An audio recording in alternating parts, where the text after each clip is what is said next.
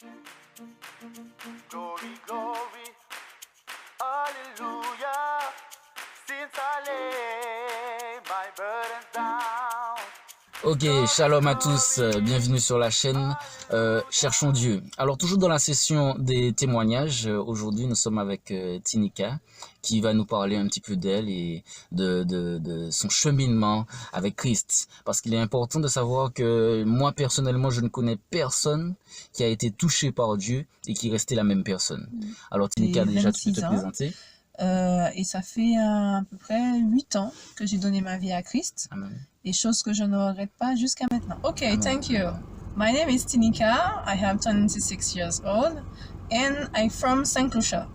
Ok, I take it in French now. Si j'ai parlé anglais, c'est pour vous montrer que je suis de Saint-Lucie et que Dieu n'a pas de frontières. Amen. Amen, amen. Alors j'ai plaisir à présenter ce témoignage parce qu'il est très intéressant. Est-ce que tu peux nous parler vraiment de comment tu étais avant et comment tu étais avant déjà? Voilà, alors j'avais à peu près 13 ans. Je commençais déjà à faire ma vie normalement, c'est-à-dire je commençais déjà à sortir avec quelques garçons, je fumais aussi, je buvais à l'âge de 13 ans quand même. Je commençais déjà à sortir, faire pas mal de choses normalement de mon âge qui n'était pas très bien. Et faut savoir que je suis née dans une famille catholique. Je connaissais pas vraiment ce qui était Dieu. Après, je suis pas là pour cataloguer n'importe quelle religion. Ouais. Mais je suis née quand même dans une famille catholique et c'est vrai que je connaissais pas qui était Jésus. Qu'est-ce qu'il avait fait pour moi? J'avais entendu brièvement, mais je pratiquais pas, je connaissais pas vraiment qui était Jésus. Il y avait plus une pratique culturelle, plus de tradition. Voilà, tout à fait, exactement. Okay. Dans la culture antillaise, on est surtout à suivre les parents en fait. On n'a pas vraiment en fait cet appel à de nous-mêmes. Ça peut arriver. Alors on n'est pas là pour critiquer ni cataloguer les religions. Au contraire, je pense que les religions ça divise beaucoup. Mais nous, on veut promotionner Jésus-Christ. Amen, amen, amen. Alors non, mais c'est vrai que souvent on fait même surtout en tant qu'antillais, on a une connaissance de Dieu plutôt religieuse et on fait en fait par tradition. Et c'était le cas pour moi aussi. J'ai connu Jésus mais sans savoir qui était Jésus en fait. Amen.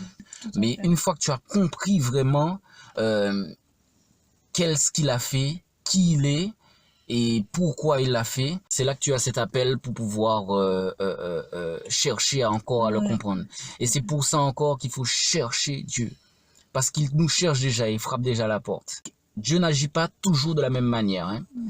Il peut agir autrement pour toi, il a agi pour moi de cette manière, il a agi pour elle de cette manière, mais il agit à chaque fois d'une manière différente. Déjà, comment s'est passé ton appel vers Christ? C'est vrai que j'ai une mère quand même qui a été là pour être assez dure avec moi et qui m'a quand même permis d'ouvrir les yeux. Et c'est de là où vraiment le Seigneur a commencé à me toucher à un certain moment. Quand ma mère a serré les boulons, le Seigneur a été intervenu à ce moment-là. Un jour, le Seigneur a disposé quelqu'un qui est sur mon chemin. Et cet homme est devenu mon mari. Et il m'a parlé de Christ, il m'a parlé de Jésus, il m'a dit qui était Jésus. Bon, après, c'est vrai qu'au début, je suis allée à l'église par rapport à lui.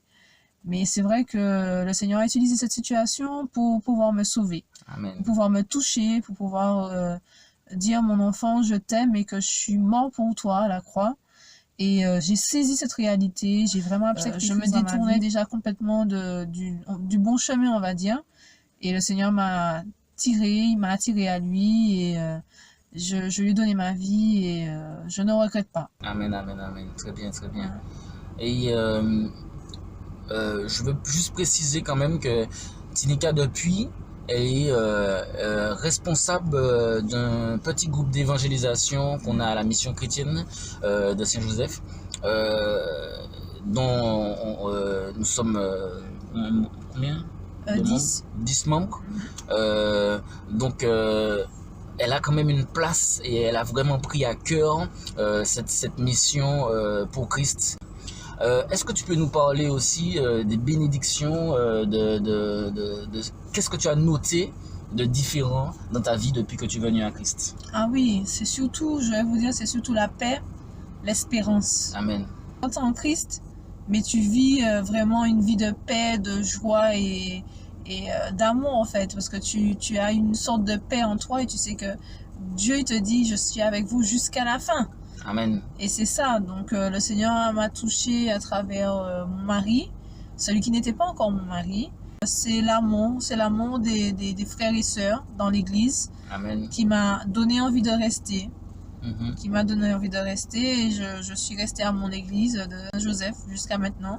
Amen. Parce qu'il y a l'amour, il y a vraiment beaucoup d'amour dans cette église et Tu as commencé à faire des recherches bibliques, à étudier la Bible oui, de toi-même. c'est l'amour des frères et puis ensuite les études bibliques qui ont été par derrière, les encouragements et puis ma mère aussi, même si elle n'était pas vraiment en Christ, elle m'a encouragée quand même pour rester, donc je bénis le Seigneur pour ça.